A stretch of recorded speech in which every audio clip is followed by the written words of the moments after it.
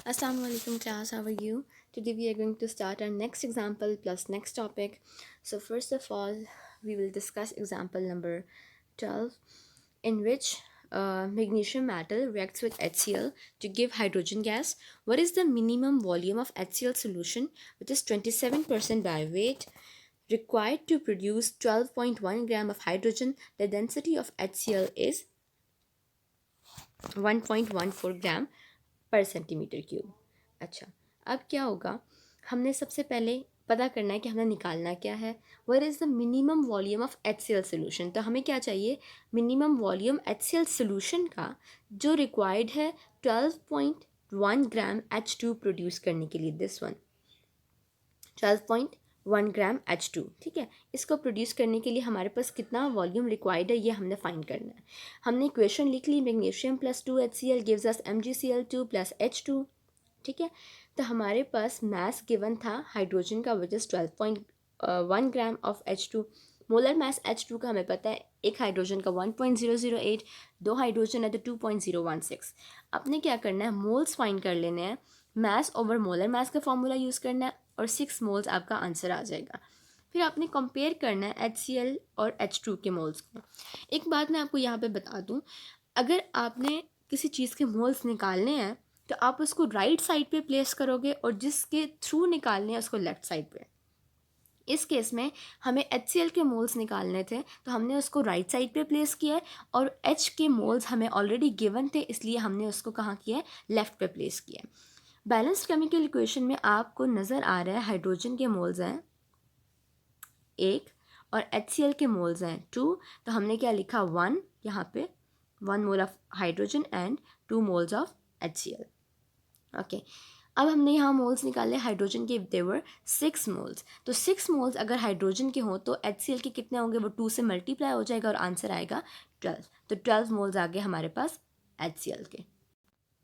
12 moles HCl के जो produce हुए हैं, अगर हम क्या करें, उनका मास फाइंड करें तो हम मोलर मास तो फाइंड कर सकते हैं खुद से। कैसे, हाइड्रोजन और क्लोरीन का जो मास है उनको हम ऐड कर दें तो हमारे पास आ जाएगा मोलर मास ऑफ HCl, जो कि कितना है 36.5। हमने इसको मोल्स के साथ मल्टीप्लाई किया तो हमारे पास मास ऑफ HCl आ गया, which is 438 grams. Remember, this is the mass of HCl, not solution, right. Okay, so in the question it was said 27% by weight HCl solution। 27% आप खुद इमेजिन करें, जो परसेंटेज होती है वो हम निकालते हैं 100 में से, ठीक है। तो 27%, 27 पार्ट्स प्रेजेंट इन 100 पार्ट्स, यही मतलब है। अब बाय वेट लिखा हुआ है, बाय वेट में क्लियर कर दिया वो पार्ट्स मास के हैं। सो 27 ग्राम इज प्रेजेंट इन 100 ग्राम, ठीक। तो 27 gram is HCl and 100 gram is solution. So 27 gram of HCl is present in 100 gram of solution. हमने यूनिटरी मेथड पढ़ा था, अगर हम 1 ग्राम के लिए फाइंड करना चाहते हैं तो हम क्या करेंगे, इस 100 को डिवाइड कर देंगे 27 के साथ, तो हमें 1 ग्राम का पता चल जाएगा। अब जब 1 ग्राम का पता चल गया तो हम 438 ग्राम्स जो हमने यहाँ पे फाइंड किए थे अपना आंसर में, उस 438 के लिए निकाल सकते हैं by multiplying 438 on both directions. 1 से भी मल्टीप्लाई कर दें, 100 डिवाइडेड बाय 27 से भी मल्टीप्लाई कर दें, तो 438 grams of HCl will be present in the solution, that will be equal to 1622.2 grams। Density was already given in the question। हमने क्या फाइंड करना था, वॉल्यूम। अब आपको एक फॉर्मूला पता होगा जो कि है density is equal to mass per unit volume. Density is equal to mass per unit volume.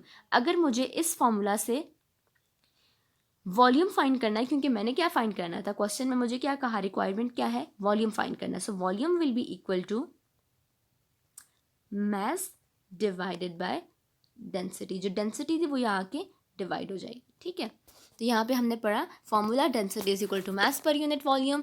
Volume find करना है तो मास ओवर डेंसिटी। मास हमारे पास है 1622.2 ग्राम्स और डेंसिटी कितनी है 1.14। तो आंसर हमारे पास क्या आया, 1423 centimetre cube of volume of HCl solution is required for that reaction, ठीक है। Okay, so coming to next topic which is limiting reactant. इससे पहले मैं आपको एक एग्जांपल दे दूं लिमिटिंग रिएक्टेंट की, यहाँ पे मेंशन हुई है सैंडविचेस की।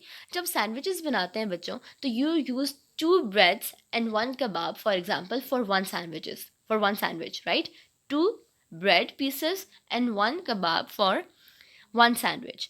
तो अगर हमारे पास यहाँ पे जैसे मेंशन है 58 स्लाइसेस हों, 58 को स्लाइसेस हैं अगर हमारे पास, तो 58 को मैं 2 से डिवाइड कर लूँगी तो मुझे पता चल जाएगा मेरे पास इतने सैंडविच बन सकते हैं। 58 divided by 2 आंसर आएगा 29. So it means I can make 29 sandwiches, right? But I have 30 kebabs. मेरे पास कितने कबाब हैं? 30 कबाब हैं, लेकिन स्लाइसेस 58 है। अगर मैं स्लाइसेस को देखूं तो मेरे पास कितने सैंडविच बन देंगे? 29 सैंडविचेस बनेंगे और 29 कबाब यूज़ होंगे डेफिनेटली। लेकिन वो जो एक कबाब है वो क्या हो जाएगा? वो एक्स्ट्रा हो जाएगा, वो हमें रिक्वायर्ड नहीं है।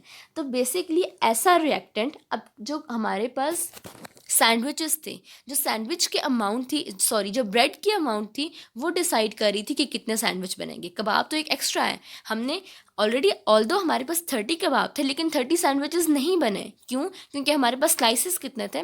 58, जो बनाते हैं 29 सैंडविच। तो बेसिकली जो अमाउंट ऑफ ब्रेड है उसने डिसाइड किया कि कितने सैंडविच बनेंगे।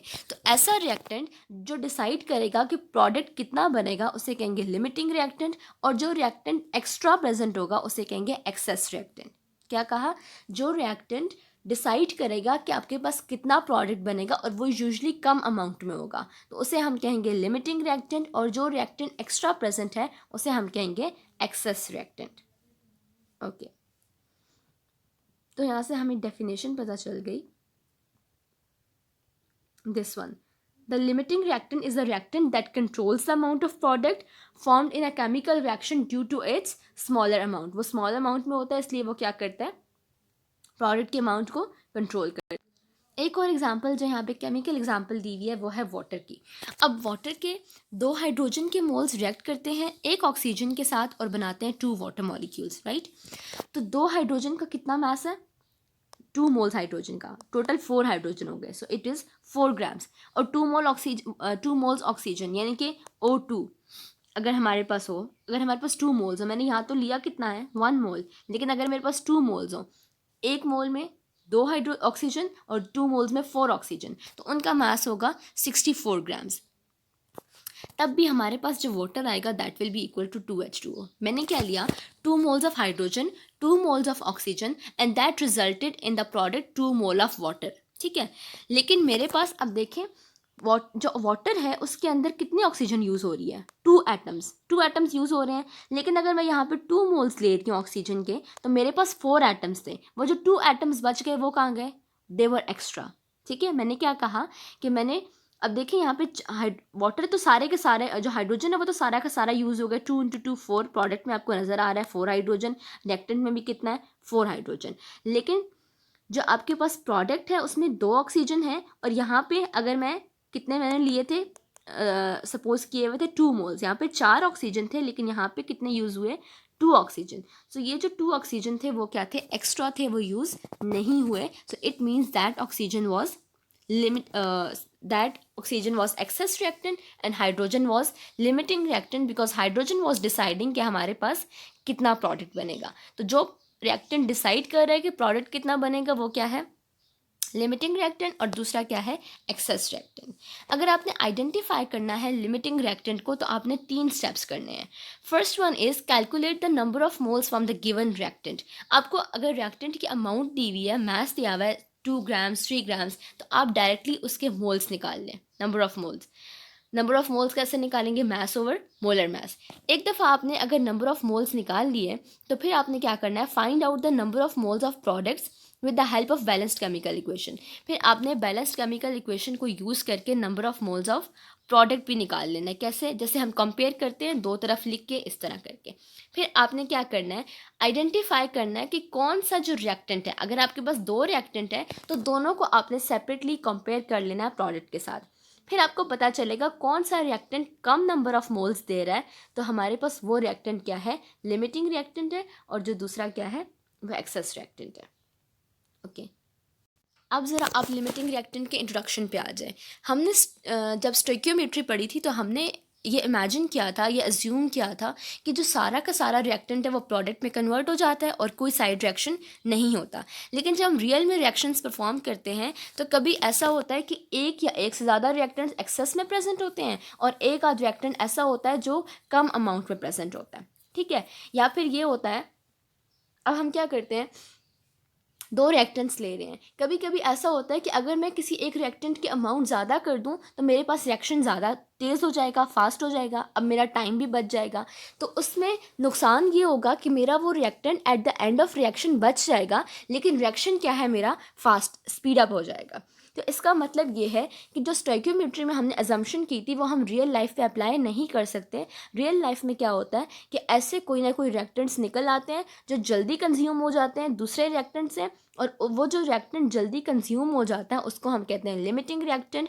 वो कंट्रोल करता है कि आपके पास कितना प्रोडक्ट बनेगा। वो जो लिमिटिंग रिएक्टेंट है वो डिसाइड करेगा कि प्रोडक्ट कितना बनेगा, और जो दूसरा रिएक्टेंट है जो एक्सेस में प्रेजेंट है वो डिसाइड नहीं करेगा प्रोडक्ट के अमाउंट को। सो लिमिटिंग रिएक्टेंट की पहचान क्या है? It controls the amount of product and it is present in smaller amount as compare to the excess reactant.